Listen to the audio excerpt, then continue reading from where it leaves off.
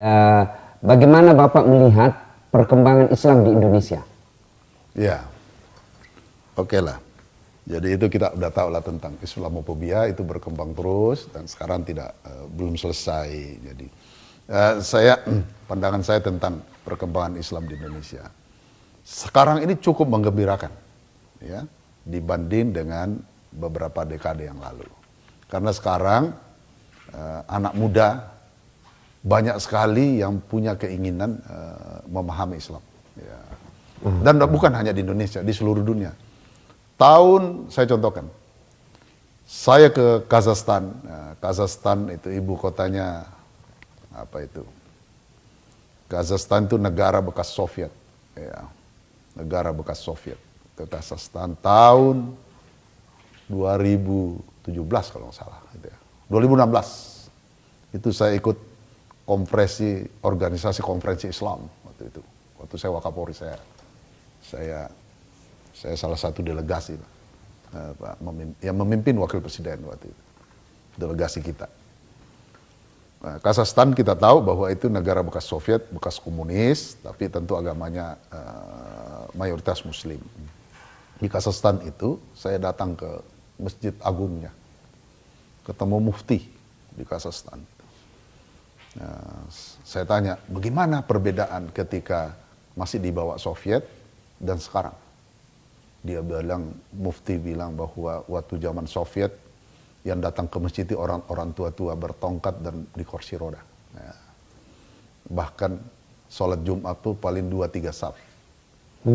Tapi sekarang ini, setelah kita berdiri negara sendiri, negara Kazakhstan, sekarang 95%, ya, hampir 100% yang datang memenuhi masjid ini adalah anak-anak muda yang umur 20 tahun ke bawah. Terbalik memang. Dan kalau dulu hanya 2-3 saf, sekarang kalau bersalat Jumat itu sampai ke jalan. Dan itu kapasitasnya 4.000 orang masjidnya, Masjid Agungnya itu. Di Astana namanya, ibu kotanya. Kazakhstan ibu kotanya Astana. Begitu pula di Indonesia. Sekarang ini banyak anak-anak muda, kaum milenial ya istilah mereka itu hijrah fest namanya. Padahal umat Islam, kalau hijrah itu orang yang dari non-Islam ke Islam. Ya. Tapi ini hijrah fest. Banyak sekali yang mulai memahami Islam. Baru mulai memahami. Ya. Jadi kan tadi tahapannya menjadi Islam, memahami Islam, belajar Islam, mendalami Islam. 4 tahapan ini harus dilakukan oleh umat Islam. Ini syarat saya. Siapapun dia stratanya, mau itu milenial maupun level menengah, maupun itu umara sekalipun, ya, supaya petugas keamanan sekalipun, TNI dan Polri, apapun, pejabat apapun, harus betul-betul ini 4 tahapan.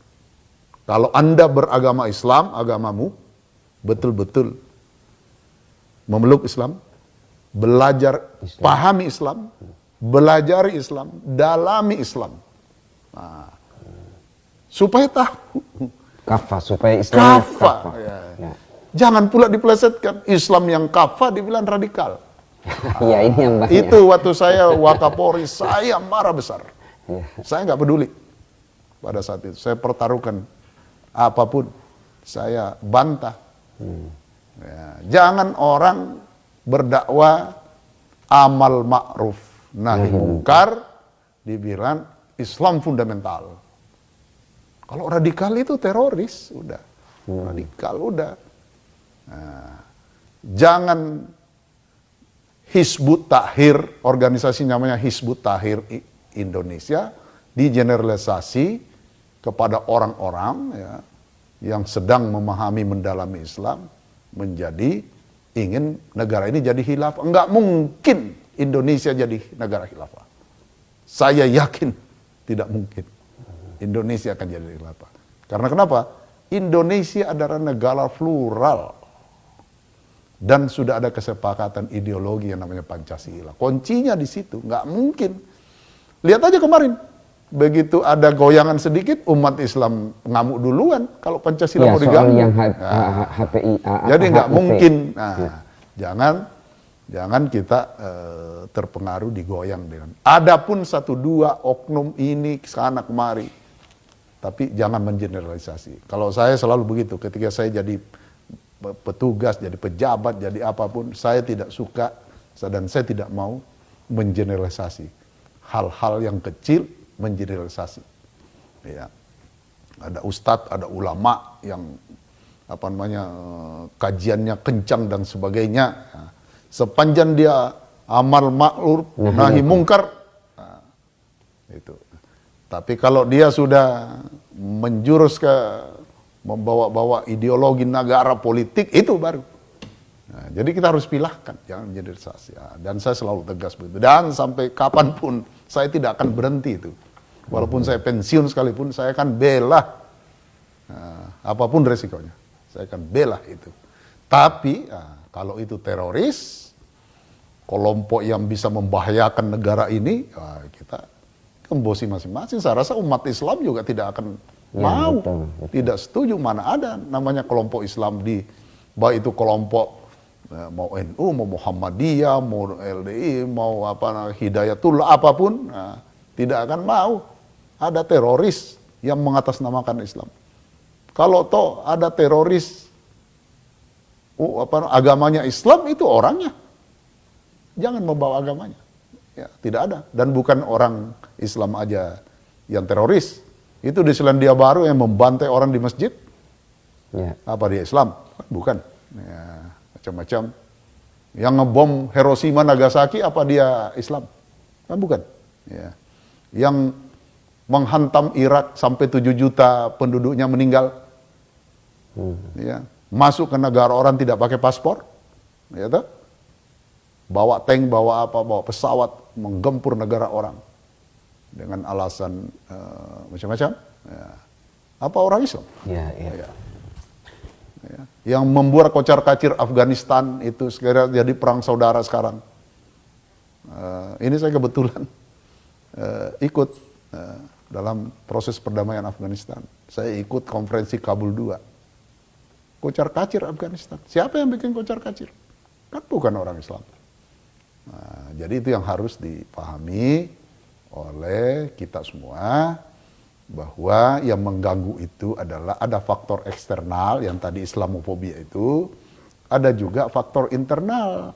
Faktor internal tadi yang saya bilang, yang tidak sampai 4 ini tahapan, baru memeluk. Ya, baru memeluk ya. Sekedar tahu Islam. Ya, belum memahami, apalagi belajar, apalagi mendalami. Kalau belajar dia pasti sudah menguasai Al-Quran dan hadis, Al-Sunnah. Kalau mendalami udah sampai ke fikih, udah tasawuf, udah apalah ya, derajatnya itu. Jadi jangan baru di pinggir-pinggir kayak makan bubur, karena di tengahnya panas, hanya pinggir-pinggirnya terus menjudge Islam itu. Nah, itu saya sampai kapanpun, sampai mati pun saya akan bela itu. Ya, kemudian itu secara nasional, pemahaman Pak Jenderal, pengamatan Pak Jenderal tentang Islam di Indonesia. Secara global, isu yang paling terakhir ini tentang Hagia Sophia, yang tadinya jadi museum, sekarang menjadi masjid. Bagaimana pandangan Pak Jenderal? Iya, memang ya itu negara orang. Ngapain kita ikut campur? Negara orang, keputusan pengadilannya sudah menyatakan bahwa itu masjid, ya presidennya menjadikan masjid. Ya, dan bekas sebelumnya masjid. Dari 1453 ketika Al-Fatih menginjakkan pertama masuk ke Hagia Sophia, langsung masjid pada hari itu. Sampai tahun 1936. Jadi dia masjid berapa tahun itu? 600 tahun itu jadi masjid. Ya. Nah, memang sebelumnya katedral 800 tahun waktu zaman Romawi. Tapi jangan hanya melihat itu. Masjid-masjid yang dibangun oleh Cordoba, ya, Harun al-Rashid, atau Bani Umayyah di Andalusia, di Alhambra dan sebagainya, bahkan di Sisilia, ya, kan sekarang jadi gereja. Ya, kenapa nggak di Ya. Di Palestina, di tepi barat, ya, negara yang tadinya negara Palestina yang utuh, kemudian dianeksasi oleh sebagian di tepi barat oleh Israel. Kan banyak jadi bar, banyak jadi restoran, ya, banyak yang jadi macam-macam. Ya, kenapa nggak Jadi harus seimbang.